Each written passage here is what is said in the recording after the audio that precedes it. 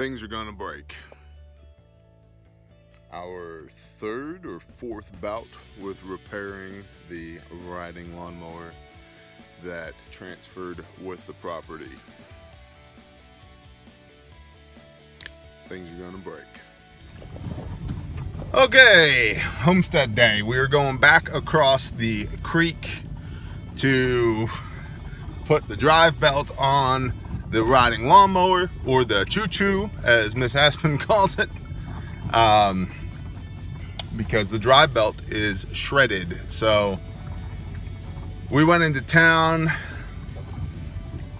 The rule of threes for homesteading: it's going to take 3 times longer than you thought it was. It's going to cost 3 times as much as you thought it was going to cost. And you should probably have 3 of everything, because 2 of them are going to break. So anyway, we went to town. I had to buy a drive belt for the lawnmower, which, you know, no big deal, $30 or so. And $118 later, we were walking out of Outwoods. But I got another hose, needed a hose, and I got a spray nozzle for that hose, and we got some sulfur to kill bugs with, and all the other things. So yeah, the homesteading rule of threes: everything takes 3 times longer than you thought, and everything's going to cost 3 times as much as you thought. So if you operate under that principle, you'll probably be okay. So good. And let's see, our other goals today are, I've got my mom, actually, she's up visiting for the weekend for Miss Aspen's birthday, and she's picking pinto beans right now.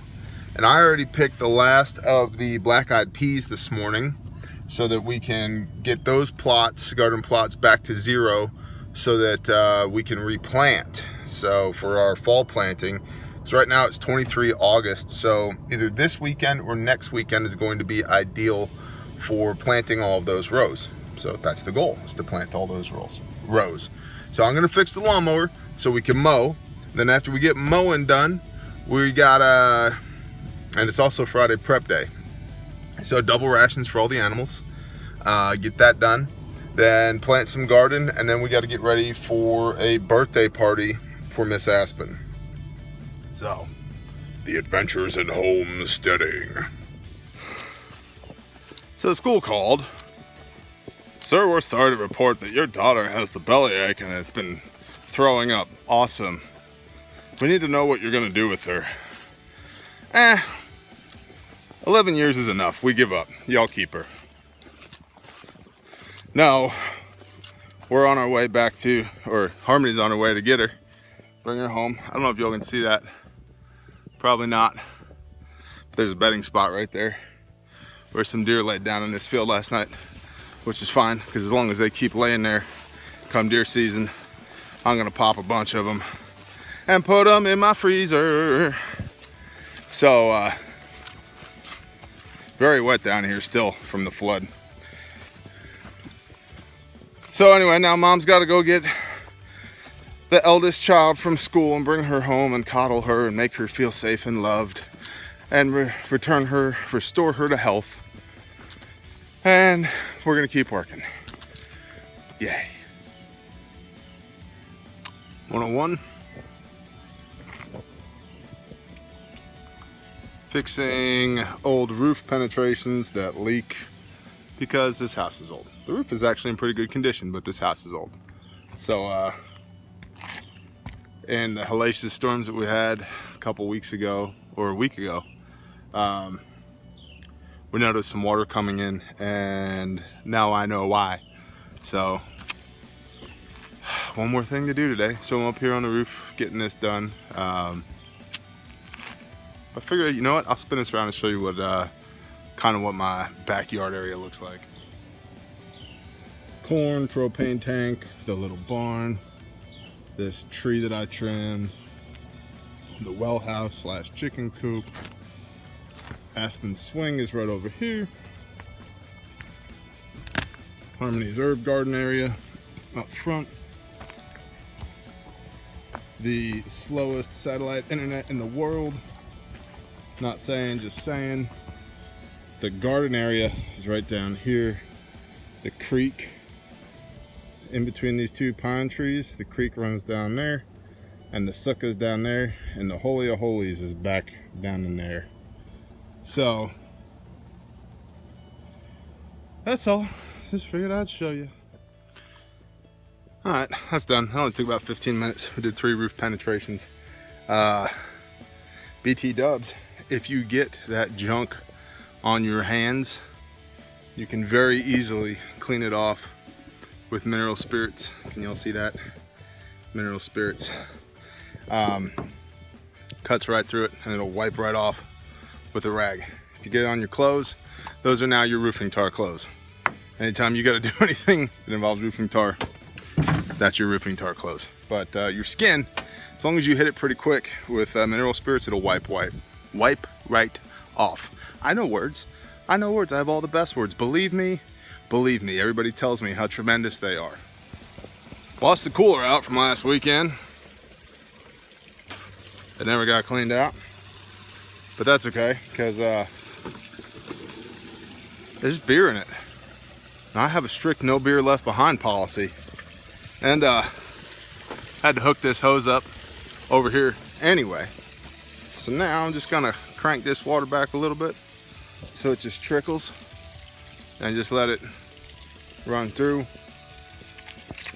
probably for about 5 minutes to give it a good rinse on the inside, because there was food left in there as well, and it's a little funky.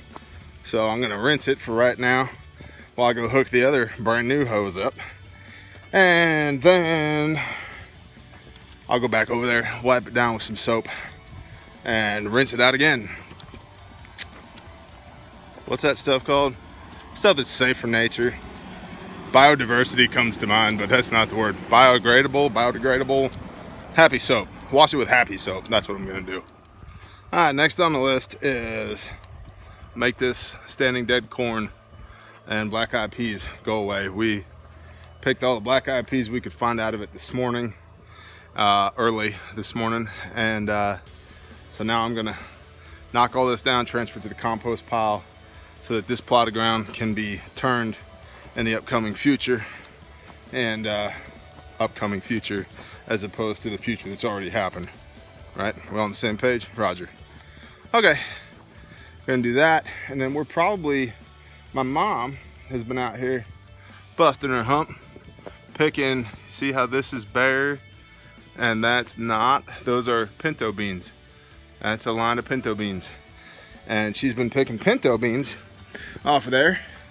And I must tell you, I was skeptical about what our yield was going to be for pinto beans, but this is a laundry basket full of pinto beans so far. And just by weight right now, there's probably 5 pounds in there. I planted 2 pounds. So I planted 2 pounds. We're probably at 5 pounds already. And she's got 40% of this row pulled. So we might end up with maybe 10 pounds of pinto beans, which would be a 5-to-1, which would actually make it viable for planting, which would mean that I would have to hold 20% of my crop back if I wanted to get this same return the next time I planted. Numbers are good. And look at these things. These are mushrooms, puffball mushrooms. See, there's one there, there's another one. Where you go? Right there. Yeah, you can eat them. I'm not going to. I'm probably going to drive over them with the lawnmower. Don't tell Harmony.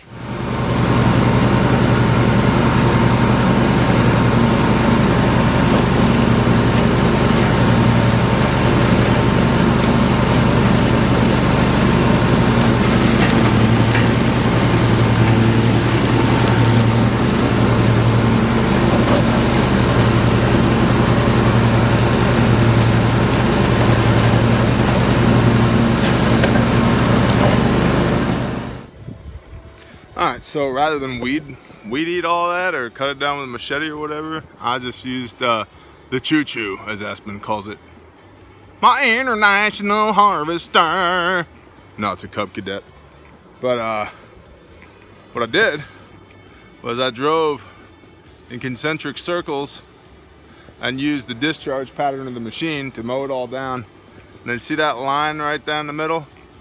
So it's all been consolidated into a row.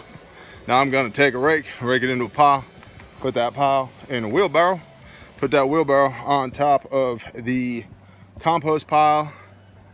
It's pushing 2 p.m. It'll probably be beer 30 after that, probably. It's my guess. We'll see what happens. I've said it before and I'll say it again. The hardest day of my week is Friday.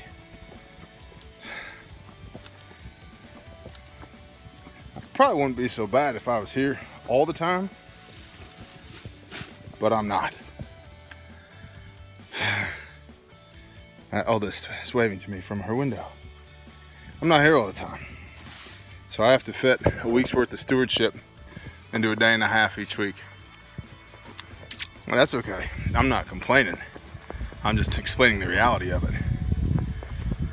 Oh, so as I've said 1,000 times again, you should be out here on land homesteading and doing this, but you should also fully understand what you're getting into.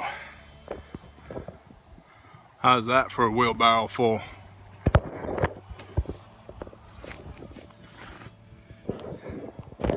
That is all prime, nitrogen-rich organic matter from our corn stalks, the grass that grew up in between it, and our bean plants. And it will all go on the compost pile, what's left of it after the flood, over there. And, you know, green, brown, green, brown, green, brown. That's how you compost. Turn it occasionally, and the end. So I'm gonna dump that in there. I'm gonna wash up. It's gonna be beer 30. It's gonna be amazing. Okay, we are headed into town. What town? See, the town, that one. To go get iced on that cooler. Hashtag no beer left behind. And then we're gonna go back to the house. Everybody is asleep. I walk inside the door and my mom's asleep, my wife's asleep, my baby's asleep, and my eldest daughter's asleep. They're all asleep. It's 2:24 in the afternoon. Everybody's asleep. So, solo mission to the town for ice. Grab a couple other things while we're in town. Get back out to the homestead and ice the cooler down, and I don't know what else. Probably shave my head, take a shower, and call it a day. We'll see. Where's George Bush, W? Where's W with that mission accomplished banner when you need him? Unfortunately though, we gotta go mow.